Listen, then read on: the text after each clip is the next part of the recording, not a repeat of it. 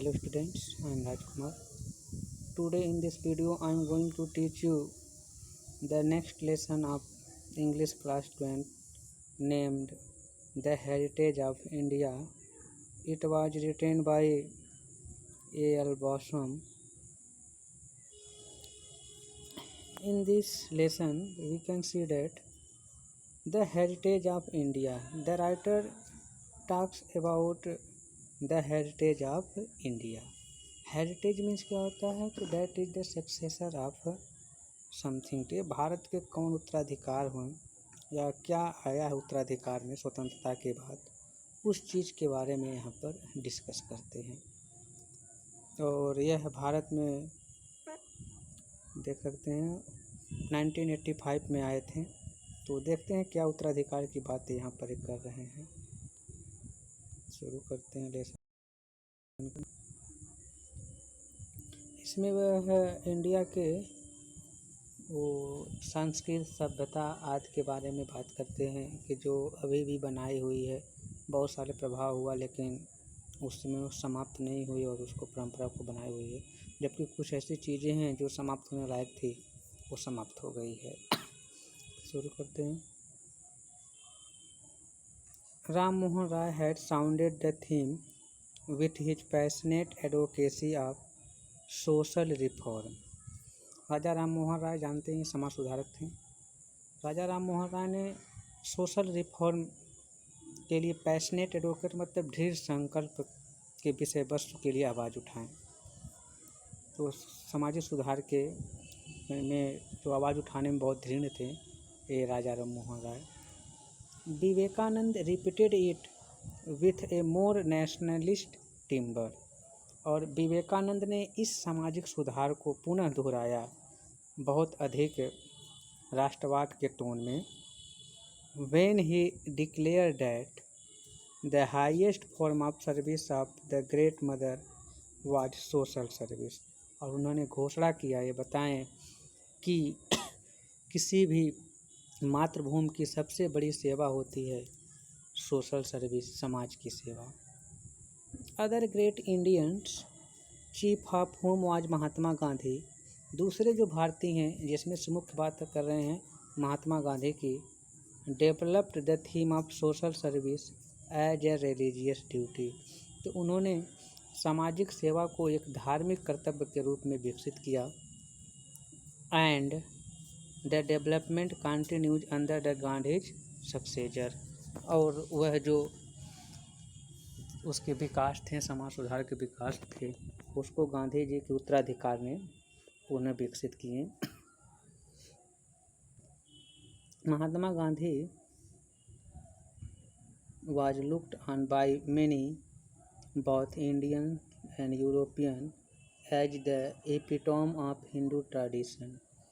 महात्मा गांधी बहुत से लोगों के द्वारा, चाहे वो इंडियन हो और यूरोपियन, दोनों के द्वारा हिंदू ट्रेडिशन के एपिटोम के रूप में जाने जाते हैं, अर्थात भारतीय परंपरा के एक सिंबल प्रतीक के रूप में जाने जाते हैं। But this is a false judgement for he was much influenced by a western idea. लेकिन कभी के राइटर के अनुसार ये कह रहे हैं कि ये जजमेंट फॉल्स है, गलत जजमेंट है, क्योंकि गांधी जी पश्चिमी विचारों से बहुत अधिक प्रभावित थे। Gandhi believed in the fundamentals of his ancient culture. Gandhi ji अपने प्राचीन कल्चर के तथ्य में विश्वास करते थे। But his passionate love of underdog and his antipathy to caste. लेकिन उनके जो अंडरडॉग के प्रति प्रेम था, दृढ़ प्रेम था, और कास्ट के प्रति जो घृणा थी, do not unprecedented in ancient India. यह है प्राचीन भारत में घटित नहीं हुआ। अर्थात प्राचीन भारत में लोग कास्ट के प्रति घृणा नहीं करते थे, अंडरडॉग के प्रति कोई प्रेम नहीं करता था। अंडरडॉग में होता है सामाजिक और राजनीति का शिकार। तो ये कहाँ से प्रभावित हुआ था? यह है पश्चिमी से। इस कारण यह जो प्रभाव था ये पश्चिम से प्रभाव था। वर अनऑर्थोडॉक्स इन द एक्सट्रीम। यह पर्याप्त मात्रा में अरूढ़िवादी थी, अर्थात परंपरा से विपरीत था। क्या? कास्ट के प्रति घृणा और अंडरडॉग के प्रति प्रेम। and owed more to European 19th century liberalism than to anything India। ये किसी भी भारतीय की अपेक्षाकृत 19वीं शताब्दी के उदारवाद यूरोपियन से लिया गया था। यह सभी लोगों से जो प्रेम की भावना थी। His faith in non-violence was, as we have seen, उसके जो विश्वास था कि अहिंसा में, जहाँ तक हम लोग देखते हैं, by no means typical of Hinduism, वह हिंदुइज्म के कोई प्रकार नहीं है, क्योंकि हिज प्रेडिसर्स इन रिवोल्ट, क्योंकि उसके जो पहले के थे वो विद्रोह टाइप के थे, विद्रोही थे। द एबल महाराठा ब्राह्मण बीजी तिलक, योग्य मराठा ब्राह्मण जो बीजी तिलक थे वो भी क्या थे, वो रिवोल्ट थे, विद्रोही थे। And the Gandhi's important lieutenant Subhash Chandra Bose were far more Orthodox in this respect, और गांधी जी के वो अधैर्य लेफ्टिनेंट सुभाष चंद्र बोस जो थे वो भी बहुत अधिक इस मामले में रूढ़िवादी थे। For Gandhi ji pacifism we must look to the Sermon on the Mount and to Tolstoy. Gandhi ji की जो शांतिवाद की नीति थी उसको हम लोग सरमन ऑन द माउंट और टॉल्स्टॉय में देख सकते हैं। His championing of women's right is also the result of western influenced. उनका जो समर्थन था औरतों के अधिकार के प्रति वो भी पश्चिम से सभ्यता से प्रभावित था, या उसका परिणाम था। In this social context he was always rather an innovator than a conservative. वह इस सोशल जहाँ सामाजिकता की बात आती है वो रूढ़िवादी की अपेक्षाकृत नवाचार के रूप में अपने आप को ज़्यादा प्रस्तुत करते थे।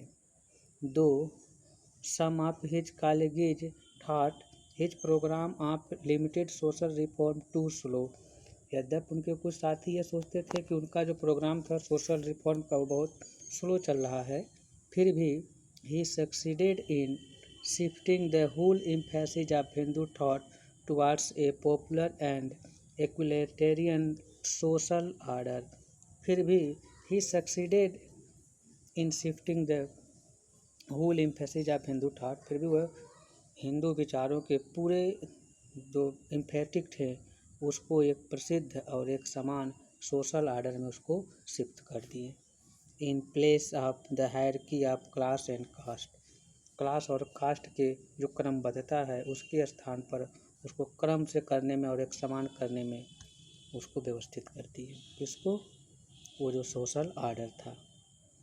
Following up the work of many less well known 19th century reformer, वह जो 19th सेंचुरी के समाज सुधारक थे, जो कम प्रसिद्ध समाज सुधारक थे, उनके कार्यों को अनुकरण करते हुए Gandhi ji and his follower of Indian National Congress, Gandhi ji और उसके जो अनुयायी थे इंडियन नेशनल कांग्रेस के, हैव गिवन न्यू ओरिएंटेशन, वे एक नए दिशा दे दिए, and new life to Hindu culture, और हिंदू कल्चर को एक नया जीवन दे दिए। आफ्टर सेंचुरीज ऑफ स्टेगनेशन, जो शताब्दियों से सड़ रहा था, पड़ा हुआ था, उसको एक नया जीवन और नई दिशा प्रदान की।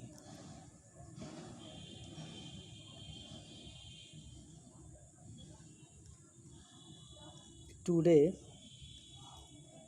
There are few Indians whatever their creeds, आज ऐसे बहुत से कम लोग हैं, भले ही जो कुछ भी उनकी क्रीड्स हो, who do not look back with pride on their ancient culture, जो अपने प्राचीन कल्चर पर अभिमान से नहीं, गर्व से नहीं देखते हैं। And there are few intelligent Indian, और कुछ थोड़े बुद्धिमान इंडियन हैं, who are not willing to sacrifice some of its effect elements, और जो इसके कुछ प्रभावित एलिमेंट्स हैं उसको सेक्रीफाइस करने की इच्छा नहीं रखते हैं।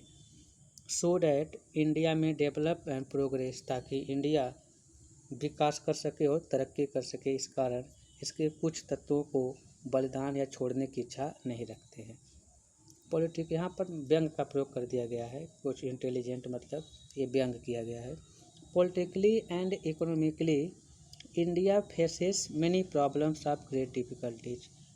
पॉलिटिकल के तरीके से देखा जाए या इकोनॉमिकल के तरीके से देखा जाए तो India faces many problems of great difficulties.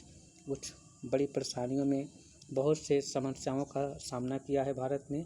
And no one can forecast her future with any certainty. और कोई भी व्यक्ति उसकी निश्चितता के बारे में, भविष्य की निश्चितता के बारे में भविष्यवाणी नहीं कर सकता है। But it is safe to predict that, लेकिन यह भविष्यवाणी करना सुरक्षित है कि व्हाट वर द फ्यूचर में भी, जो कुछ भी भविष्य हो, the Indians of coming generation will not be unconvincing and self conscious copy of European. लेकिन आने वाले जो भारतीय जनरेशन है वह अनकन्विंसिंग तथा यूरोपियन के स्वयं के कॉपी नहीं होंगे। But will be main rooted in their tradition, लेकिन वे अपने परंपरा से जुड़े होंगे। And aware of the continuity of their culture, और उनके अपने परंपराओं को जारी रखने के प्रति जागरूक या सजग रहेंगे। Already after only 7 years of independence, पहले ही केवल स्वतंत्रता के 7 वर्ष के बाद ही the extreme of national self denigration and fanatical cultural chauvinism are disappearing. कह रहा है कि 7 वर्ष के बाद ही जो नेशनल सेल्फ डेनिग्रेशन है और फैनेटिकल कल्चरल चौविज़म है, ये सब क्या हो गए हैं, ये सब लुप्त हो गए हैं। क्या है कि जो ये फैनेटिकल कल्चर चौविज़म क्या होता है, अंध देशभक्ति जो होती है ये भी ख़त्म हो गई है। Self denigration, national self denigration होता है, ये भी ख़त्म हो गया है। We believe that Hindu civilisation is in the act of performing its most spectacular feat of synthesis. अगर हम विश्वास करते हैं कि भारतीय जो सभ्यता है वह है एक जोड़ने का बहुत अच्छा कार्य कर रही है। In the past it has received adopted and digested element of many different culture. कहना अतीत में ये बहुत से भिन्न भिन्न कल्चरों को रिसीव्ड कर चुका है, एडेप्ट कर चुका है और डाइजेस्ट कर चुका है अपने। अर्थात भारतीय जो सभ्यता है वह विभिन्न प्रकार की सभ्यताओं और संस्कृतियों को अपने में समाहित कर चुकी है, प्राप्त कर चुकी है और उसको पचा भी ली है। बहुत सी सभ्यताओं की बात कर रहे हैं यहाँ पर। कौन से हैं? इंडो यूरोपियन सभ्यता, मेसोपोटामियन सभ्यता, Iranian, Greek, Roman, सिटियन, Turkish, Persian, अरेबी। With each new influence it has somewhat changed. Now it is well on the way to assimilating the culture of the West. कह रहे हैं कि अब ये बहुत अच्छी बात है कि यह पश्चिमी जो संस्कृतियों को भी समाहित करने के रास्ते पर है।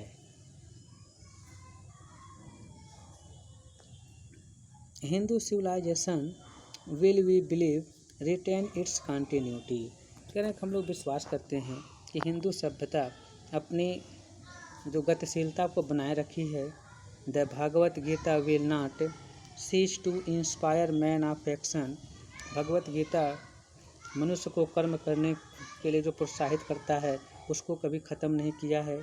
And the Upanishad man of thought, और जो उपनिषद ने विचारणीय मनुष्य बनाने के लिए प्रोत्साहित करता है उसको भी कभी ख़त्म नहीं किया है। द चर्म and graciousness of the Indian way of life will continue. The charm and graciousness of Indian way of life, Bharatiya Jeevan जीने की जो भारतीय तरीके हैं उसके आकर्षण और सम्मान will continue, ये जारी रहेंगे। However much affected it may be by the labor saving devices of the West, भले ही पश्चिम के लेबर से सेविंग डिवाइसेस से कितना भी अधिक प्रभावित हो जाए, लेकिन ये अपने आकर्षण को और सम्मान को बनाए रखेगा। People will still love the tales of the heroes of the Mahabharata. पीपुल अभी भी महाभारत के हीरो की कहानियों को सुनना पसंद करते हैं। एंड रामायण, और रामायण के भी कहानियों को सुनना पसंद करते हैं। And the loves of Dushyant and the Shakuntala, और दुष्यंत और शकुंतला के प्रेम को भी सुनना पसंद करते हैं। एंड पूर्वश एंड उर्वशी, और पूर्वा और उर्वशी के प्रेम को भी सुनना पसंद करते हैं। The quiet and gentle happiness which has at all time pervaded Indian life where oppression, disease and poverty have not overcrowded it will surely not vanish before the more hectic ways of the West। कभी कर sorry writer कह रहा है कि the quiet and gentle happiness, वह शांत और सभ्यता के तरीके की जो प्रसन्नता है, विच has at all time provided Indian life, जो हमेशा भारतीय जीवन को प्रत्येक समय रोकने की कोशिश कर चुका है। वेयर ऑपरेशन, डिसीज, पॉवर्टी, जहाँ पर अत्याचार, बीमारी और निर्धरता have not over clouded it, ये सब उसको रोके नहीं हैं, समाप्त नहीं किए हैं। Will surely not vanished before the more hectic ways of the west, यह पश्चिम के बहुत अधिक हेक्टिक तरीके को सामने यह अपने समाप्त नहीं होगा। क्या नहीं समाप्त होगा? ये कल्चर, सभ्यता।